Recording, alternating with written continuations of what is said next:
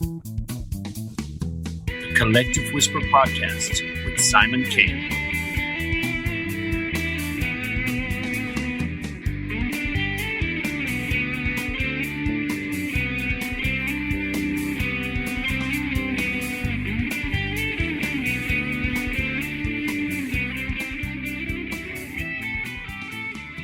Hello, everybody, and welcome to this episode of the Collective Whisper Podcast. We're glad you could join us today, and we have an amazing guest on the show. But as usual, before we get into that, we'd just like to remind you, please subscribe to the show, please follow, please share, and we hope you're enjoying the content on this season 3. Still here, going strong, going to get better. Okay, so this week we're going to talk to Mickey Joe Harte. Mickey Joe Harte has been a mainstay of the Irish roots and popular music scene for more than 15 years. He has multiple platinum records to his credit, including number ones and many top 20 hits on the Irish charts. Back in 2003, he represented Ireland in the Eurovision Song Contest with We've Got the World and placed 11th and reached number 1 on the Irish single chart. The single releases of Come Gather All and Bring It On exhibit 2 recent writing collaborations with internationally acclaimed Irish songwriter Paul Brady. Mickey is currently recording new material in Germany with producer Dieter Kirchenbauer, which consists of mainly original songs including audience favourites for The Broken-Hearted and Fire in My Heart, and interpretations of Luca Bloom's contemporary Irish folk song City of Chicago. Past compositions include theme tunes for RTE TV programmes including Lords of the Ring and Brian and Pippa Get Married.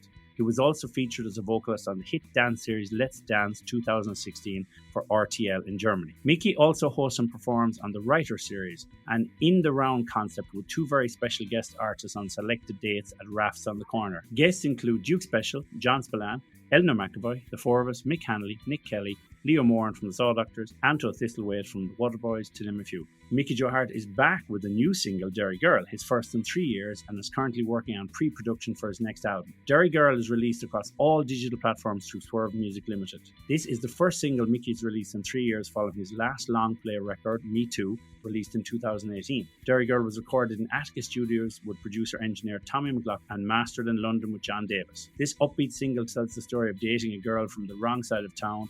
Religion or beliefs shouldn't matter when it's love. Best known for his single We've Got the World, released in 2003, Mickey Joe has gone on to tour the US, Australia, Europe and Dubai, making a career in a business that few have the opportunity to stay in. Mickey has played thousands of concerts with his band and solo and has retained a loyal audience across the globe. His voice has become familiar to the 3 million weekly audience on German RTL show Let's Dance that tune in each week as Mickey Joe sings versions of Metallica, Peter Gabriel, to alternative indie swing versions of 21 Pilots' Stressed Out.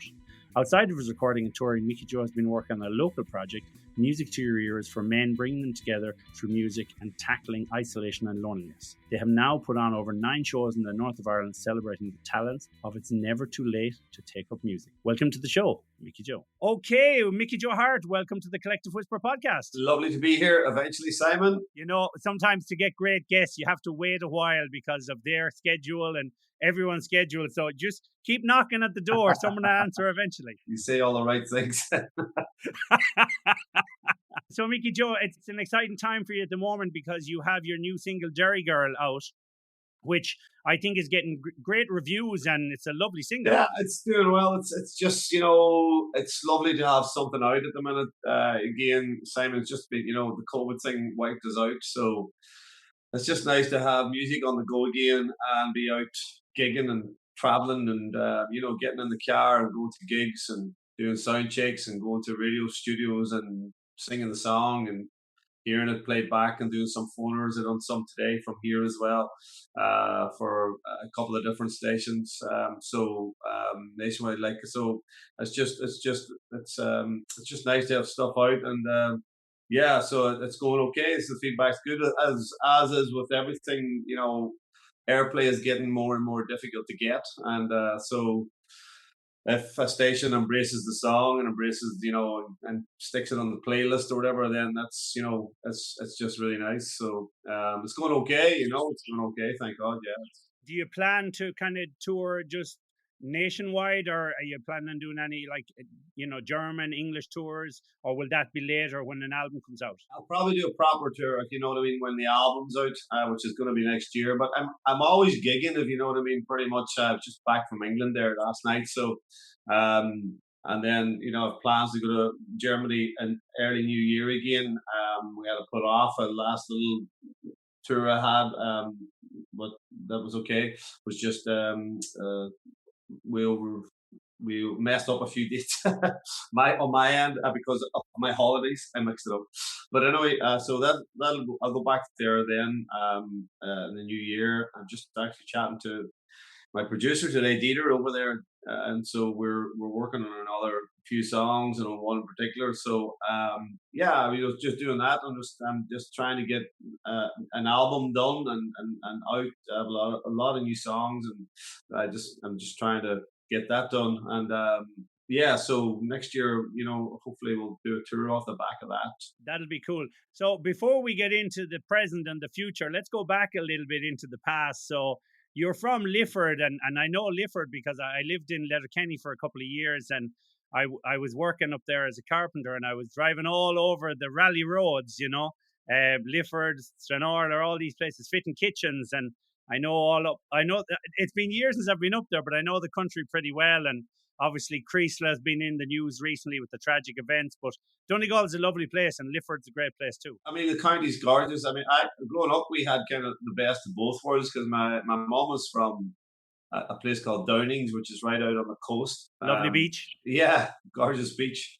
And we still, thankfully, have the place there, so we use that a lot. And and then Lifford was, a sort of a different world growing up. It was so close to the border and so close to Strabane, to Tyrone that it was a growing up in the you know 80s and the 90s and all that, being a teenager and that kind of into your 20s and that kind of turbulent time. But seen a lot of action, a lot of things that were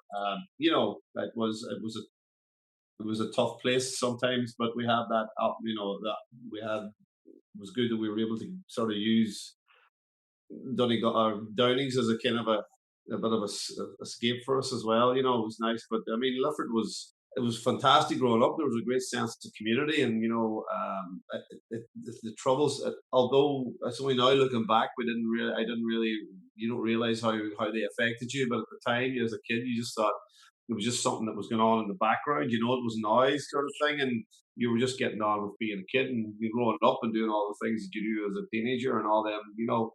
And then occasionally there would be these, terrible things that would happen in the north, and in the town and Strabane and places like that.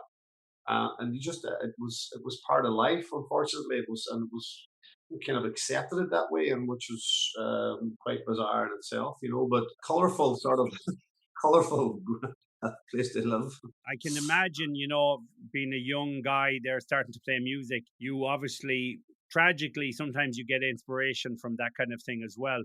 But one thing that was quite interesting for me was your first song, Candlelight. So it said it was inspired by Operation Desert Storm. So even though you had all of these things happening around you, Yeah. you kind of were looking further ashore as well at their troubles, weren't you? That's bizarre, I know you've definitely done your research. 'Cause that's going back to when I was that's maybe one of the first songs I ever wrote. But when I had it on a little recording, 4-track recording thing. But we did at the time an EP or whatever, but on a cassette of all things. Them were the days. Showing my age now, I'll tell you, Simon. But yeah, it was just it was the first time that I'd seen war as such. I know we lived in a war zone as Yeah. such, but it was a different kind of war, because the war that was in the north was a kind of a guerrilla warfare, and you didn't really see it. It's bizarre. You seen all the accoutrements of war.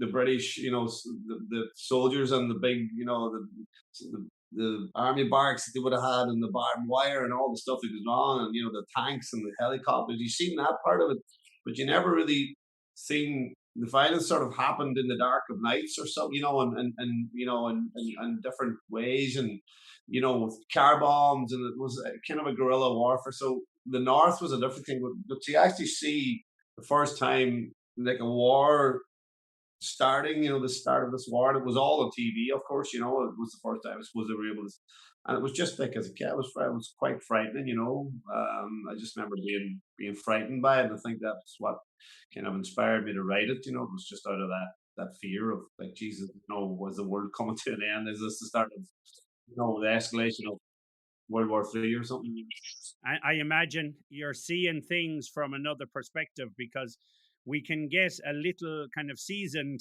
to what's happening around us, and as you say, oh well, it's a war, but it's a war of sorts, Yeah, you know. And but you can look at the television and you see the media sensationalism, and those wars in other countries always seem much bigger, don't they? And yeah, I remember all of that Desert Storm and everything. It was all big news at the time. But yet, for I suppose for people in other countries, they were looking at Ireland and thinking big news there. But stealth kind of bombings, isn't it? Different type. there's a different type of war, I suppose, or I mean, if there is a different type of war, but it was certainly on the visual side of it or whatever, visibility. It's a different type of thing when you see it in you know full Technicolor, happening, starting, and sort of this initiation of the war that George Bush, and Tony Blair and them sort of, done all their whatever they did to initiate that, and it was it was quite bizarre as a kid seeing it all kind of come together. It was like the realization that I think it was just fear, maybe this sort of this all the talk of World War III, and Do you think, for lots of musicians around that area, and then maybe people are kind of inspired to write about it, but then other people are saying, well, I don't want to write about that. I want to write about other stuff, about love. I want to write about, being a child and not have to focus yeah, on tragedy. So yeah. for you, I suppose you kind of, your songwriting kind of delved into like that style, like the undertones and that kind of teenage angst and teenage love, and you stayed away from politics a little, didn't you? Yeah, I did. It was just, I was writing those songs, yeah, absolutely about love and all the things that all these things that teenagers write about, and the things that are important to them at that particular time, and so yeah, I mean, the songs that I would have been listening, the likes of maybe Paul Brady, The Island, and stuff like that, which was an amazing song about the North, and Through the Barricades was another song that I absolutely loved. Some Spandau Ballet, and they kind of summed it up. But I wasn't writing those type of songs at that particular time, and maybe since that I've written songs in that vein, but then I was too young to, I suppose, uh, have that much to say. For you, then, obviously, when you started getting into the music scene, and before, you went and you were looking at like entering any of the talent competitions or you're a star. So for you, you had a bit of a challenge because you were looking at obviously all of the boy bands and the scene at the time, and maybe trying to find your place in it. So how did you kind of say, well, this is what I'm going to try and do? Or was it a process that you just didn't know what was going to happen when you went down that road? No, I hadn't a clue really. See, I grew up like we probably grew up around the same time or whatever. Yeah, There was a sort of a great era of rock bands, 80s and 90s and stuff, and there was a process of getting your song on the yeah. radio and trying to get it signed by a label or whatever. That was the target. That you were kind of striving for to get to that level where you might pick up a record deal or whatever. And so by the time when the boy band thing started to kick in, when Louis started to work his magic, and that whole thing started to pile, there came a crossroads then for a lot of people because it kind of confused you, but confused the market, and it confused us because ultimately what you were trying to do is get your band together, get your song together, and get to Dublin and get into the Bag It In and places like that, and kind of try and play and for record labels and see if you could get an A&R man interested in giving you a record deal. That was, and then this kind of format changed. Then there was boy bands. There was this thing. Oh wow, you can actually kind of manipulate, and put a band together, and kind of manipulate the markets a wee bit hard, but that type of thing. Oh, there's a different way you can kind of formalize this or whatever, and so that kind of confused people and changed. And then out of that came, talent shows, TV talent shows. Now, TV talent shows were around for a long time, but in this particular format, be it Eurostar in particular and those things, but there was other ones then. pre that in UK, and then after that, then the big guns came in, the X Factors and stuff, and it just boom shot it completely out of the water. Brought it to a different level of. So this is the way you now get discovered. It's not hanging out in the bag of in. Although there were still people around, but record deals were becoming less. There weren't as many of them around.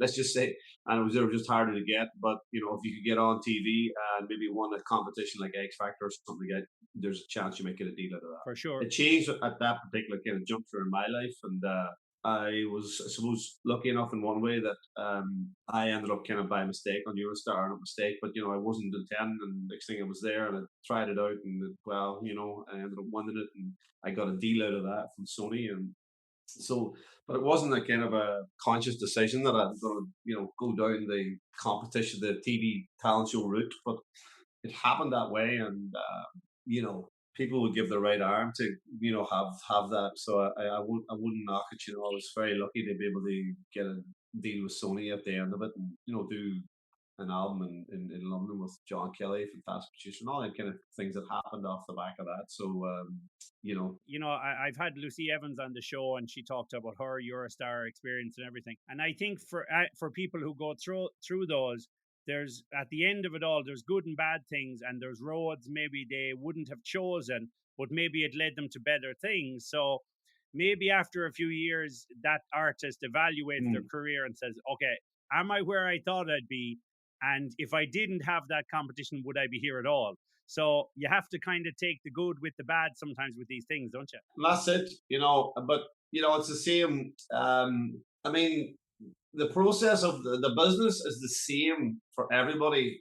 All the stuff that goes on with record companies, and the touring and all the aspects of that, all the shit that happens and all the good stuff and the bad stuff.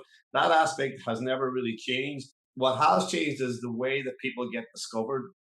So whether it's on a TV talent show, or whether it's because you're becoming the next, the recent YouTube sensation, or whatever it might be, or because you happen to be seen in a gig by an A&R guy from a record label, which is kind of nearly unheard of nowadays. The A&R guys are sitting down in front of the computers and looking at the amount of clicks or likes that somebody has on a particular song, and that's how they're making their decisions now. A lot of them sort of on the screen and start saying, "Oh, this is a great following. This guy has, or this girl has, or this band has." Developed this kind of online presence, and then they say, "Wow, okay, let's sign them. Let's try it and see what happens." But that sort of old where you would have got into the likes of the Bag It In and Dublin, places like that, or wherever it might be, to do a gig and hope that there'd be A&R men in the room. It's just it has just kind of transcended onto a TV screen now, where that's where you get discovered. So once you get signed, you still have all the stuff to deal with. You still have to do the reading. You still have to try and get airplay. You still have to get out there and tour. You still have to, figure out, how to do all the online stuff. You still have to figure, all the other stuff is the same. Just the way of getting discovered has changed. In your beginning of that journey of Eurostar, how soon into the process did you kind of know that it would be going towards Eurovision? Because I can imagine for some people they're in that competition and then they want to do their own songs, or some people want to sing cover songs and so on. So maybe in those competitions you don't always get to say, because the producers and whoever is involved in the whole running of the show is saying, well, we think this is a better way for you to go. And I'm sure even there's some people who probably were thinking, oh, I don't know if I want to do Eurovision, and some people love the chance. So when did you kind of know that it would be heading towards Eurovision if you won? I had this talk with Ray Darcy last week on the radio, and he presented the show, Okay, Eurostar, so obviously he knew a lot about it. And to me, I didn't realize until maybe halfway through the competition, because I can remember it very vividly. We were backstage in the Helix where it was all filmed, and somebody came in on the Sunday evening and sort of said something about the winner's going to Eurovision, and I remember going, "What's that?" And so yeah, well, whoever wins this competition goes to Eurovision. I genuinely had no idea that that was part of the prize at all. And I thought it was something that was introduced by RTE because of the popularity of Eurostar, because it kind of took the nation by storm, as it were, because it was an unknown entity at that time, Eurostar, when it started out that year. Nobody knew what it was, a TV talent show. And next thing, it just boom, it went ferociously mad. And I thought, well, that's clever of RT. They sort of thought, well, yeah, whoever won this competition, people are going to know them. It's going to connect the Eurovision with the country again, and maybe start a kind of a regeneration of for a connection with Eurovision again, because it lost touch with it. Ireland, although it won it 7 times or whatever it was, there wasn't that much connection with the young people. And I thought, oh, that's really clever of them. But subsequently, I've discovered that it was actually something that was there from the start, but apparently was part of the prize from the start. I didn't know it on the radar. Well, he said it was a play on words, the Eurostar thing, and Eurovision. So I went, oh yeah, it only took me 20 years Yeah, to figure that out. So, but no, I genuinely didn't know it was, and I don't know if yeah, that would yeah. have changed my view. Maybe it would have, because it wouldn't have been something that I would have been on my radar to be going certain looking for. Was a Eurovision. Was your perception of the Eurovision before you got into the whole process, was it completely different? Oh, it's weird. I mean, growing up in the 80s, it was huge because Johnny Logan was, done so well, and Ireland in general did so well. But I remember, What's Another Year still probably my favorite Eurovision song, Shay Healy, written by Shay and performed by Johnny Logan. And and then when he went, I remember, sitting down with my family. My father used to be a big fan. He used to love watching it. So I remember sitting down and watching, when he won them with Hold Me Now and stuff.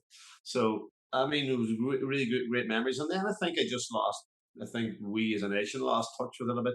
When they brought Dustin on? Yeah, well, even before, way before that, I think we had lost touch with that. We've just lost touch with it in general. It hadn't Yeah, been yeah. great after Johnny and a few of the others, and Rock and Roll Kids maybe and stuff. That was the end of our, kind of. I don't know what happened, but kind of lost. I think the nation lost a bit of touch.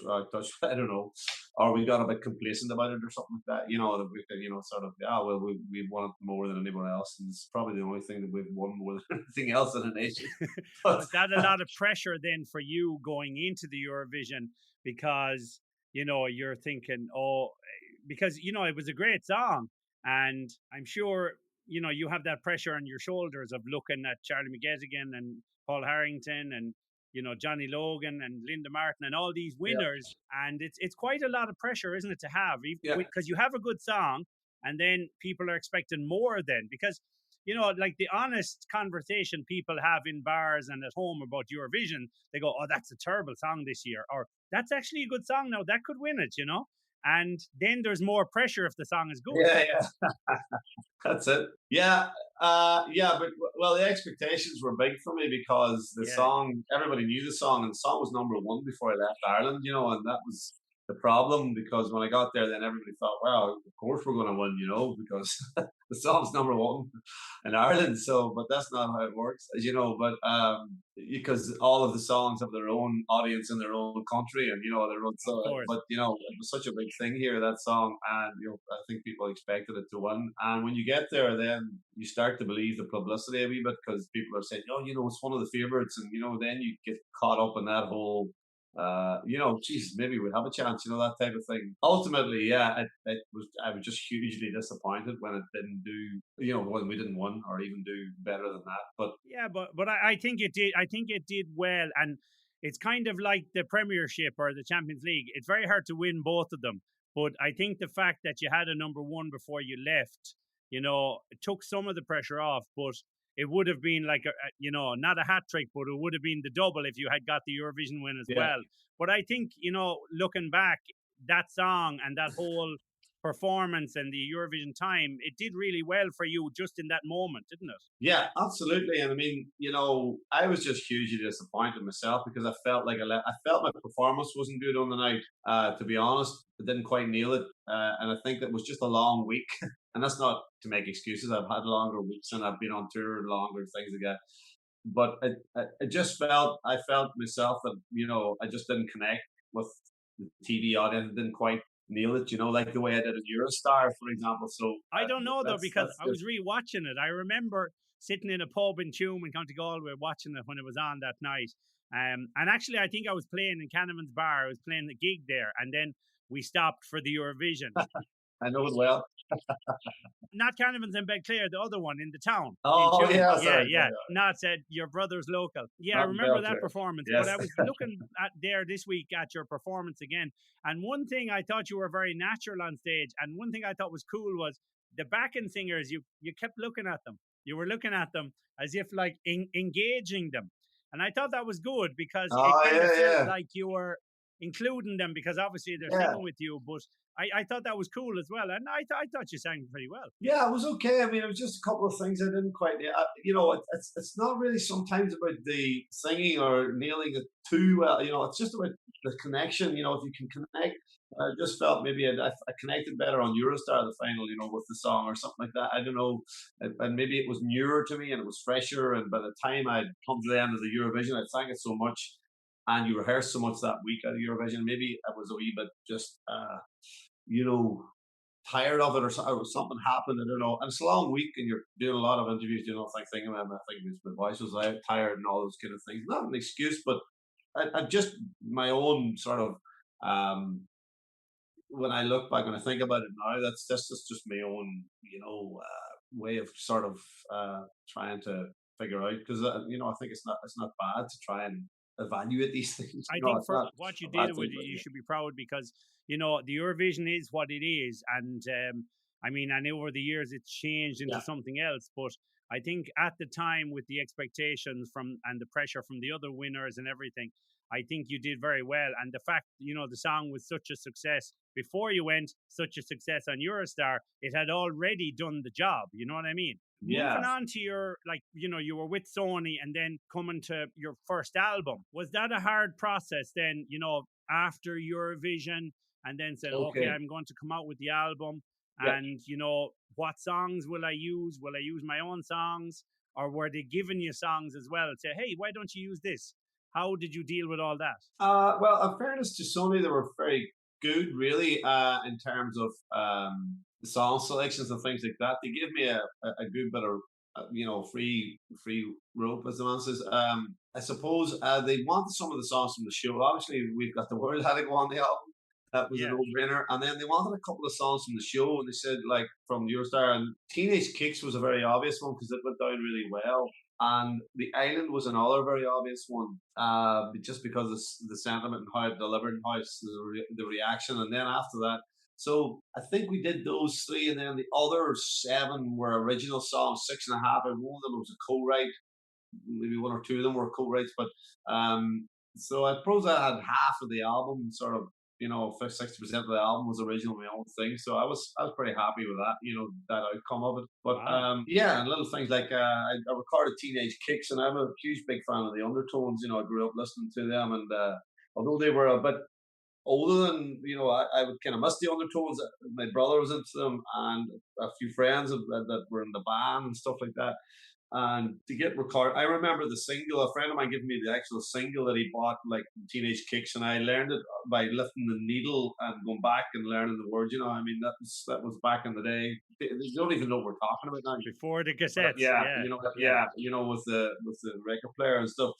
And so to get recording Teenage Kicks and get the okay from John O'Neill, who wrote it, and kind of get the nod, and then he sent his brother Damien, who was the original guitar player on the Undertones, who was living in London because we done the album in London. He came down, so I have the original guitar player from the Undertones playing on my version, and I'm just like, you're sitting there sort of pinching yourself with these things, and so although I had to do a few covers, the other cover was Paul Brady's The Island, and I'm a huge fan of Paul Brady. So to do that, and just get to do it as well was really nice. So those little things, they weren't too hard to swallow. The songs I think were just songs that I loved, so I didn't mind, and they were cool enough to let me do them. I'm a big Paul Brady fan as well, and it's funny because sometimes with my kids with Paul Brady in the car, my daughter said, she's been Yeah. listening to him for years since she's a baby, but she said to me there about a year or two ago, she said, Dad, all the singers you have, like there's everything from Metallica to the Waterboys to Coldplay, every kind of stuff. And she said, but Paul Brady, that guy, Paul Brady, she doesn't really know much about him. She said, he has to be one of the best singers I've ever Yeah. heard. And I said, well, he is. That's the beauty of his voice, because he has this kind of diversity in his between the Yeah. folk and the kind of Yeah. rockier stuff. It's amazing. It's amazing. I just stumbled upon last night again. I was going through the phone, and I was listening to Nothing But the Same Old Story. It's probably one of my favorite. That song kind of changed my whole view on songwriting. It was the song where everything changed for me, in my opinion, but in a way, in my head, anyway. And I heard him sing it with Donal Lunny, and it's a live thing that they did in oh, what's the pub on the Dublin Mountains? Oh God, it's gone on in my head now. Johnny Fox's. Johnny Fox's, and they done this live Yeah. thing back in the 90s, in mid 90s, or something like that, and it was himself and Donal Lunny, and I mean, it's amazing. And he's singing it. I sing it in a particular in key manner, and he was singing it with the capo on, so he's up another key above that, and he's singing with such ease, and it's so high. I know how high it is, because it's quite high to sing, even. And I know I'm a key down, so and it's completely natural. There's no strain or stress. It's kind of a lilt, nearly, how he comes out. Today, actually, He I was has coming a he home has in the a car, and you know I was listening to the Homes of Donegal, and obviously it has more or less the same melody as the Lakes of Pontchartrain. It's very similar, the melodies, but yeah, yeah. they're, I mean, two great songs in their own right, and that's the kind of thing. Not many artists can have a song that sounds so much like another. All artists have a certain song that sounds like it, but those are two big songs. But he still makes them sound different, even though it's such a similar melody. Yeah, he has just a knack of doing his own thing, especially with folk songs and things like that. That With folk songs and stuff. no You one you else can you've do. co-written a bit with Paul as well, haven't you? Yeah, we co-wrote a couple of tunes, and we released two singles together. One under the guise of a band called the Substitutes, and The yeah, substitute with a Z, the the substitute. Substitutes. Yeah. And then the other one was a song that I wrote with him and an American guy, three of us, and I released it as part of the Gathering. It was kind of I suppose, a commission of sorts. Oh yes, yeah, I remember that. Yeah, it was just, I mean, for me, I think I have three that he's my top three. So to get to work with one of those people, and hang out with him for a while, and record in his studio, and just I wouldn't say get inside his head, but just get an insight into how he works and how musical he is and how fast he is. It's an eye opener, and it's kind of the bar. He really is.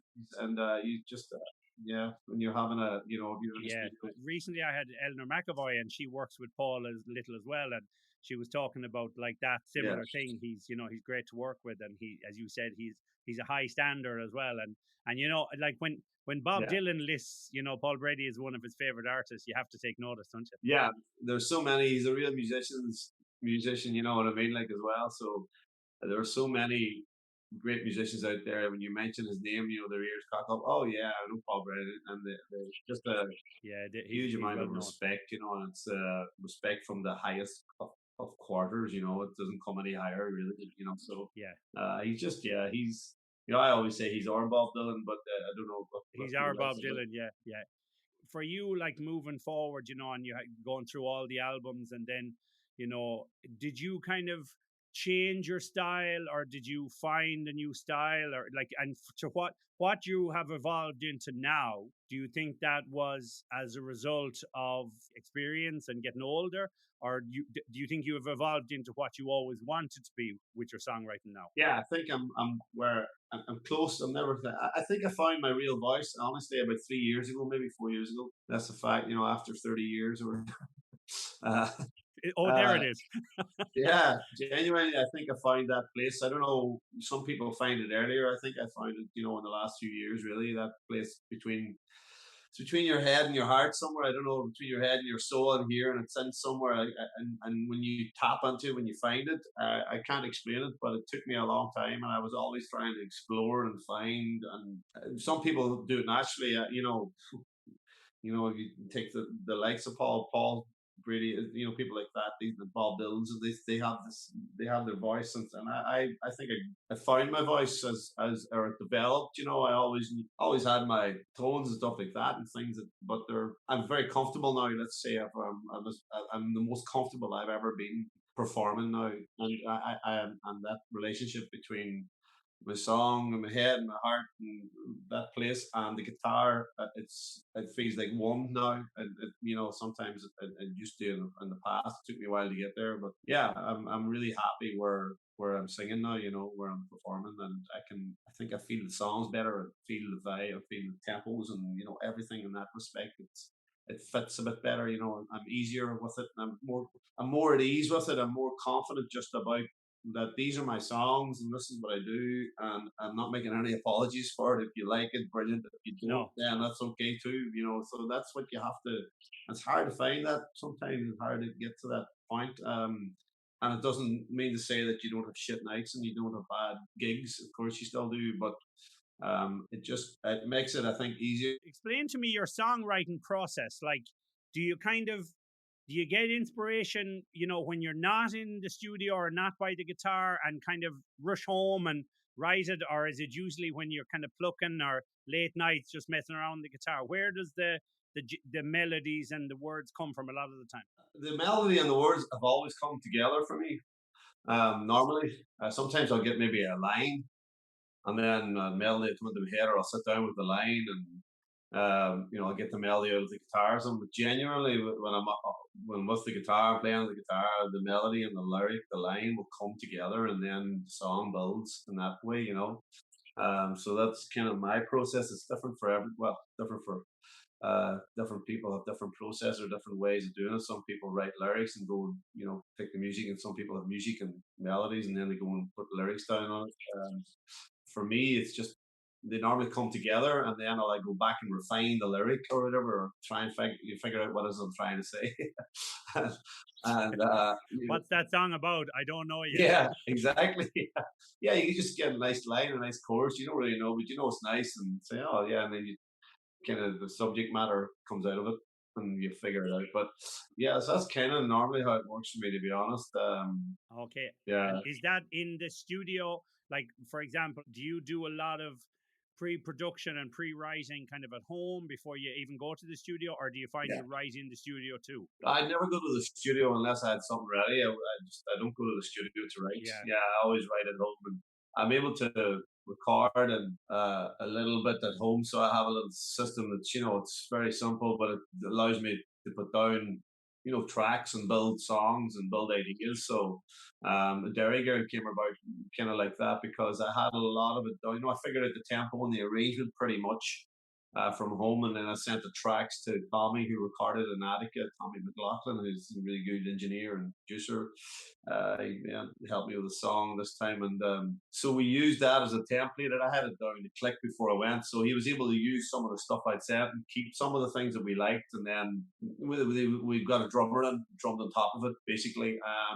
And it was Jay Dixon, the guy from Derry. I'd never used him before. He was really good, nice rock and steady. I loved it, loved his vibe. And Tommy did the rest, the guitars and bass, and I put down acoustics after that, and some vocals, and so. But the template was done at home, so I like doing that quite a bit because it gives me that bit of control to get to that line where I know, okay, the tempo, this is right. Now that doesn't mean to say it won't change when it gets in, but it's nice whenever you go and then There's nice production on the track too. I was kind of, being a musician, you listen for these details and yeah. you kind of look, but it's nice. It's nicely produced, and the instruments kind of don't kill each other. They're all balanced well.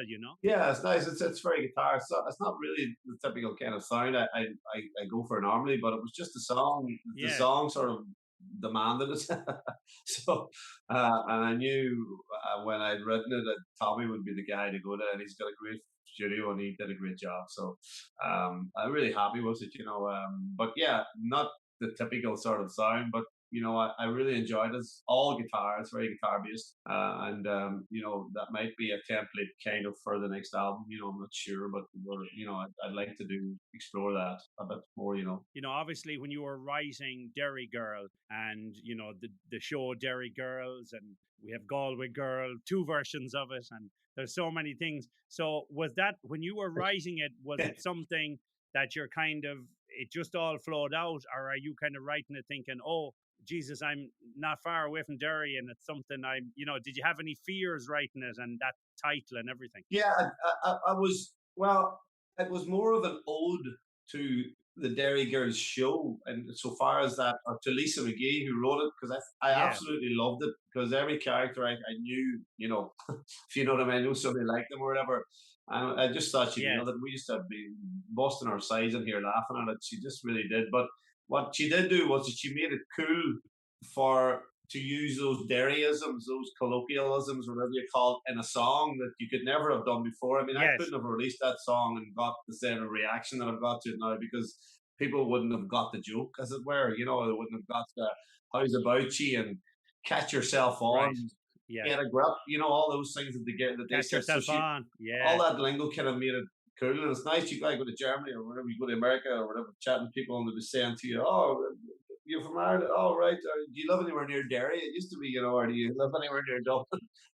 So it's great. yeah, It's a yeah, great. I yeah. mean, the city has transformed so much, and it's just a great vibe to go down to Derry now and hang around it. Walk around it. It's such a positive place to see what has come. And Yeah, it's a lovely city. yeah, and the show, it's brilliant that they have this show now, that and it allowed me to sort of do those little things with it. And my granny's from Derry, and she gets a line in the song. So I knew all of those things. I studied music in Derry, and I was there, and I had a lot of friends, did a lot of gigs over there. So, and the story, I think, was kind of brewing in me. The story is quite serious at the heart of it all. It's really about, in my head, it was about a Protestant guy from the water side of Derry going across the bridge and meeting a girl from the city side, a Catholic, and having this relationship back in the day when it was very much so frowned upon and actually very dangerous in some ways to do that. And people paid with the ultimate price for doing that. Sometimes, there was, horror stories of that, but this is a story of, a lot of people came through that and managed to navigate it. And this is a story of that, that love will kind of conquer, no matter what. And it's uplifting, and done in that vibe. But at the core of it, it was, it's a pretty, I suppose, serious subject in some ways. And it's a little ode to all those people that stuck it out and made it through those tumultuous times. And that's what it's like. It's supposed to be a celebration of that, and that's how I see it. And I'm passionate about that. I'm passionate about the area. It's another story of success, of peace, and how the rewards of peace. I was just going to say there, let's hope nobody in the future tries to rename, because I always think, all respect to Ed Sheeran and everything, but I think it was a bit of a travesty when he brought out his Galway Girl, and then the Galway Girl we knew for years from Steve Earle, which was very famous. Now, when people say to me here in Spain, "Oh, Galway Girl, Yeah, you're from Galway," and I'm like, "Yeah, Galway Girl, Ed Sheeran," and I'm like, "No, Steve Earle. I'm the yeah, Steve Earle one." yeah, So it's funny how if you're a yeah, bigger artist, yeah, your yeah. the It's first funny song that. can get lost. But hopefully no one does that to Yeah. your song. No, absolutely. And listen, I have to do. I think in some ways it's funny because I actually sang the original version of Galway Girl at my gigs in England. Do a little version of it. But I Yeah. tell the story because it's, this is the original Galway Girl. But funny enough, a lot of the people know it, the original one, because I think what's happened is that Okay. the Ed Sheeran Galway Girl, people know that, and then the next thing that'll pop up is the actual Galway Girl song. So Yes. I think Yes. they're Yes. getting educated, and I could hear them doing the little day, and sing along, going, "Jesus, okay, they know Yeah. this." Yeah. So Yeah. it's in the consciousness somehow. So maybe he, in some ways, did Steve Earle a favor. Well, that's the thing. I'm sure they've had to come to some sort of Yeah. agreement. I don't know financially. I'm not sure, but Even if maybe they I hope. didn't, if it's following up, if Steve Earle is coming up afterwards, it's benefiting him anyway. So who knows, you know? Exactly. So, and it's just, yeah. You know, we're going to let you go in a second. I know you're pretty busy with, you have a lot of interviews and everything. So you might do a song for us, will you? Well, indeed, yeah, absolutely, sure. Well, I'll give you a little bit of the Derry Girl if you can. Perfect. Okay, here it is, Derry Girl. We go for it. I'll do a bit of it.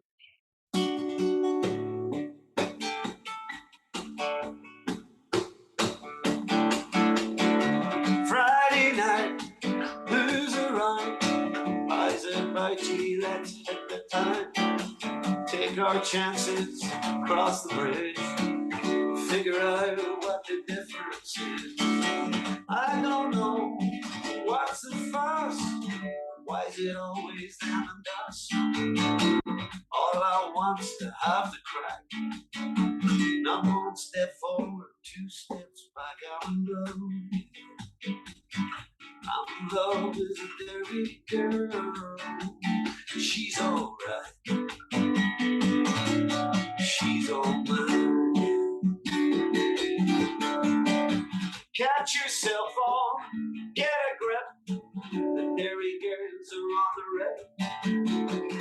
They don't take no prisoners, boys. Move over muggers, cause here comes the noise. Hearts of gold, pens of steel. Granny swear they're the real deal. And I believe her cause she was too. A Derry girl, through and through. I'm in love. I'm in love with a Derry girl. She's alright.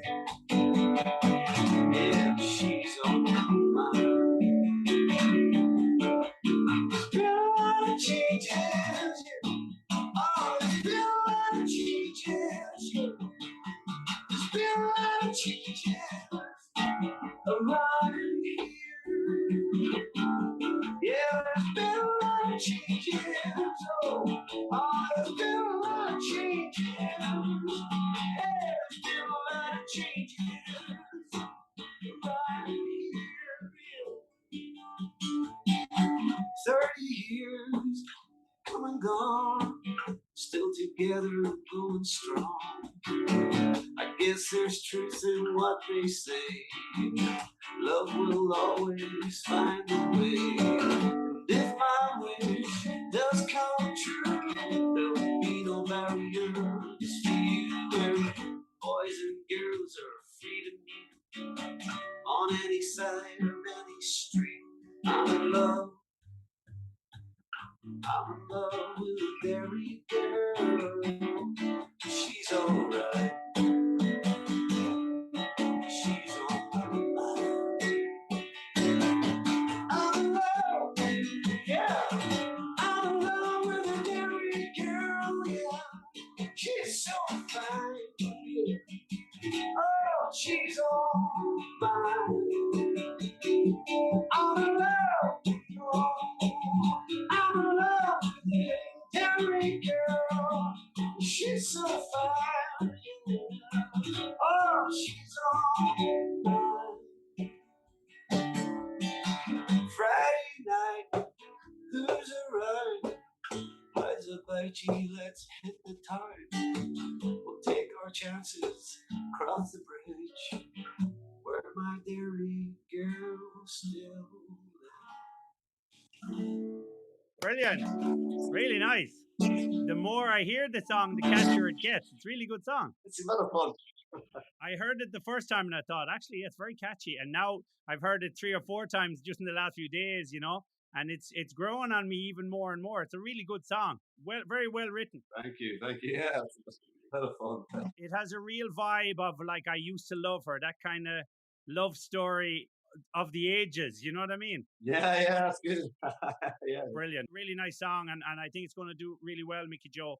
So listen, thanks very much for coming on the show. It's been a pleasure. We'd love to have you on again sometime in the future. We'll talk some more about, you know, everything that's happening with you. Yeah, absolutely. Yeah. Absolutely, yeah. And best of luck with everything and continued success. Thank you. Mickey Joe Harte, everybody. Thanks a million, Simon. And good luck and keep up the good work. Thanks a million. Good luck. Thank you, Mickey Joe, for coming on the show. It's been a pleasure to talk to you. And we look forward to having you on again in the future sometime. So best of luck with the new single.